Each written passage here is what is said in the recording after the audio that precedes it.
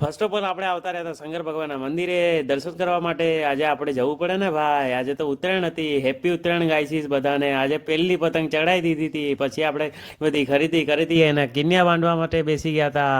આજો આપણે આટલી બધી પતંગ લીધી હતી, જો કેટલી બધી પતંગ છે. કિન્યા તો આપણે બાંધી લીધા હતા, પછી આપણે ફાઇનલી પતંગ ચટકાવી દીધી. જો કેવી મસ્ત ચગે છે ને, તમને દેખાશે તો નહીં અહીંયાથી, પણ તોય તમને બતાવી દઉં. તમને બતાવતો પડે ને ભાઈ, કેવી છે તમારી આજની ઉત્તરાયણ, મને કમેન્ટ કરીને બતાવજો. અને સબસ્ક્રાઇબ કરવાનું તો ના જ ભૂલતા હો. એ તો એ દોરીની યાદ આવે છે જે દોરી વગર આપણને હાલતું નતું. ચાઇના દોરી કોને કોને યાદ આવે છે મને કમેન્ટ કરીને જરૂરથી બતાવજો હો.